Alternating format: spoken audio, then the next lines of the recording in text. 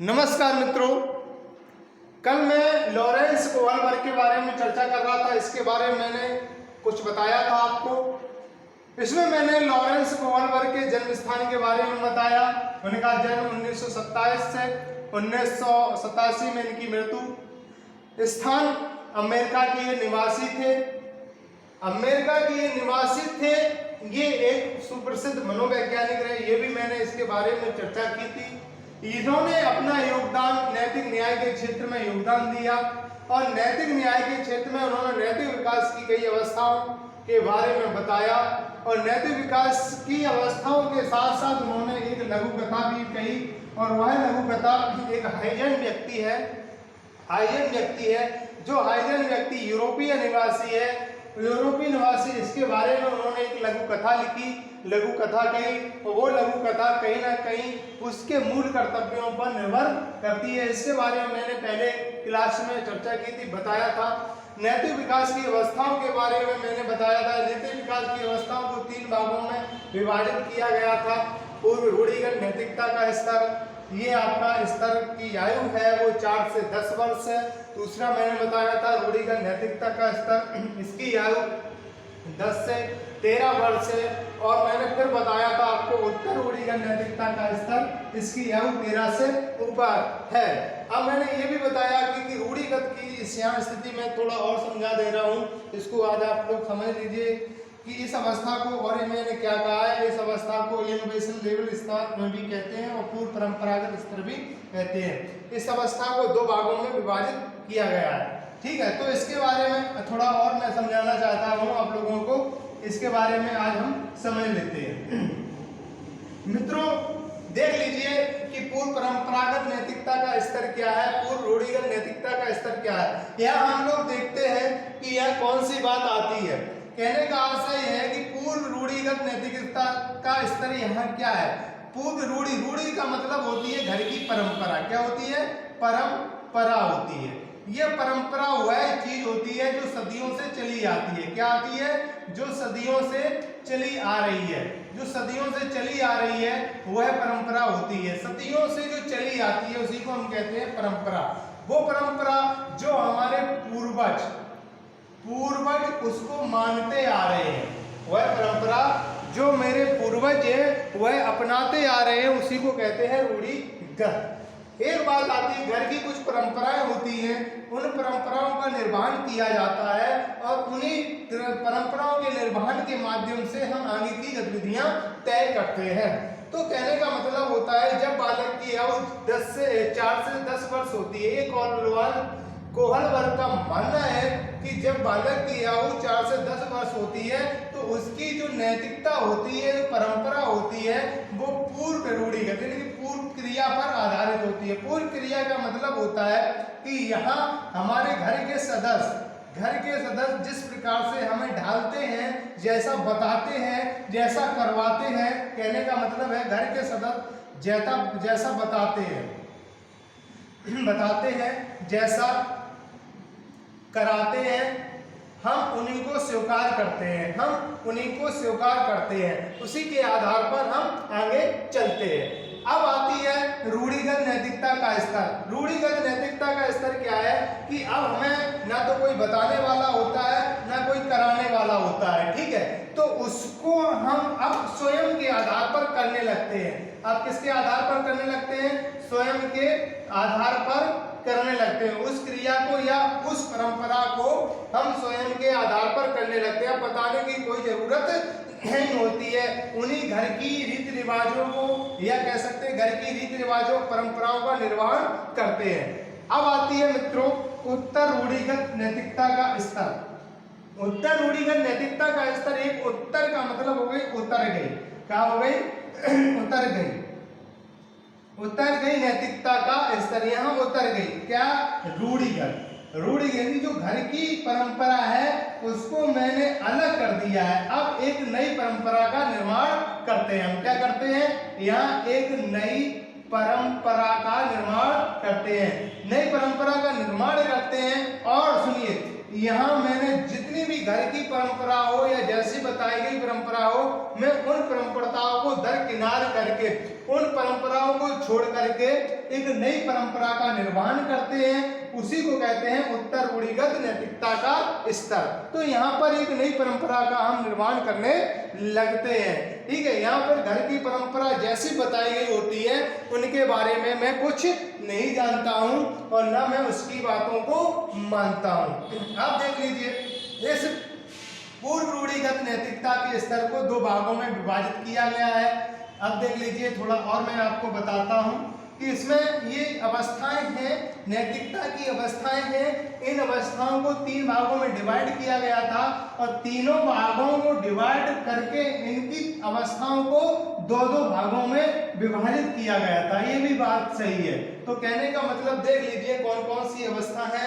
सबसे पहले आपको बताते हैं पहली अवस्था की अवस्था कौन सी है। देख लीजिए, पहली अवस्था आपकी आती है पूर्व रूढ़िगत नैतिकता का स्तर। नैतिकता का स्तर मैंने बताया था इसकी आयु है 4 से 10 वर्ष। कितनी है? 4 से 10 वर्ष। इस अवस्था को दो भागों में विभाजित किया गया है। कितने भागों में विभाजित किया गया है? दो भागों में विभाजित किया गया है। पहली कौन सी अवस्था आपको आती है? पहली आती है दंड एवं आज्ञाकारिता उन्मुक्ता की अवस्था। पहली कौन सी आती है? दंड एवं आज्ञाकारिता उन्मुक्ता की अवस्था। उन्मुक्ता की अवस्था पहली तो आपकी आती है दंड एवं आज्ञाकारिता उन्मुक्ता की अवस्था आती है। दूसरी आती है साधनात्मक। दूसरी कौन आती है? साधनात्मक। साधनात्मक सापेक्षवादी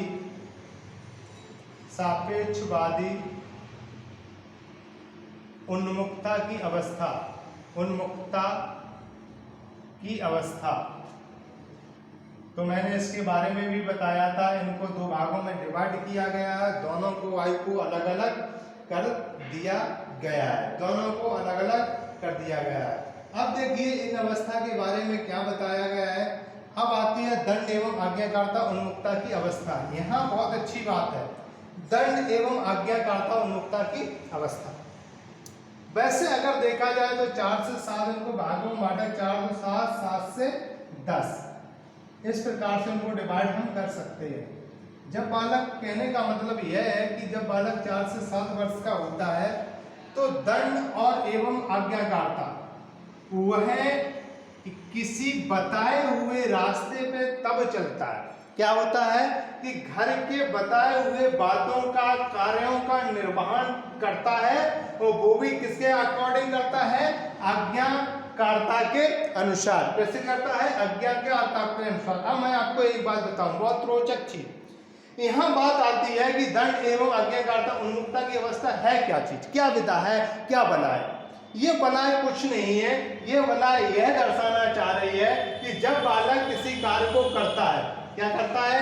किसी कार्य को करता है तो वह कार्य वह इस आधार पर करता है या उस पर कोई कार्य बिगड़ जाता है या कुछ हो जाता है तो उसके अंदर एक भय रहता है। क्या रहता है? भय रहता है। भय ये रहता है कि अगर हमने ये कार्य नहीं किया या माता पिता के बताए हुए रास्ते पर नहीं चले तो ऐसा ना हो माता पिता हमें दंड दें। क्या दें? दंड दें। तो नॉर्मल भाषा में, एक साधारण भाषा में हम कहते हैं कि अगर हमारे घर के सदस्य हमें कुछ कार्य करने के लिए कहते हैं और मैं उनके कार्यों को यदि ना करें तो हमें ये भय रहता है कि ऐसा ना हो हमने अगर इनकी बातों को नहीं माना तो वो हमें दंड अवश्य कर सकते हैं। तो कहीं ना कहीं उनकी आज्ञा इसलिए हम करते हैं, उनकी आज्ञा का पालन हम इसलिए करते हैं क्योंकि हमें किसका भय रहता है? पिटाई का भय रहता है। किसका भय लगता है? डर का भय रहता है। इसलिए यह अवस्था हमारे कार्य तो कराती है, आज्ञा का पालन तो कराती है। वो किस रूप में कराती है? उसका भय रहता है, दंड का भय रहता है। इसी को कहते हैं दंड एवं आज्ञाकारिता उन्मुक्ता की अवस्था। आज्ञा का पालन तो होगा, वो पालन किसके आकार का? एक भय किसका होगा? दंड का भय होगा, इसलिए उस आज्ञा का पालन होता है। अगला आती है, इसी को हम कहते हैं पहला माता पिता की सम्मान। एक दूसरी बात में और कहें कि माता पिता के सामने ये अपने आप को बहुत अच्छे बनने की कोशिश करते हैं। कोई काम बिगाड़े आए या कोई काम कुछ गलतियां करे आए तो गलतियों को छुपाने का प्रयास करते हैं। उस गलतियों को छुपाने के माध्यम से उन गलतियों के सवाल माता पिता के सामने अपने आप को बहुत अच्छा साबित बनते हैं, ताकि माता पिता हमें कोई डांटे ना या दंड ना दे, इसलिए वो अपने आप को अच्छा साबित करने में लगे रहते हैं। अब आती है भौतिक परिणामों को बचने के लिए। भौतिक परिणाम, यहाँ भौतिक का है कि पिटाई से बचने के लिए इस चीज को मानते हैं। अगला आता है साधनात्मक सापेक्षवादी उन्मुक्ता की अवस्था। इस अवस्था में बालक अपने हितों के अनुसार कार्य करने में कुछ गलत नहीं समझता है। यानी कि जब बालक 7 से 8-10 वर्ष का हो जाता है तो कहने का आशा यह है कि जब बालक इस अवस्था में पहुंच जाता है तो वो अपने हित में जो कार्य करता है, किसमें करता है? अपने हित में जो कार्य करता है, जो कार्य करता है उसको वह गलत नहीं मानता है। क्या नहीं मानता है?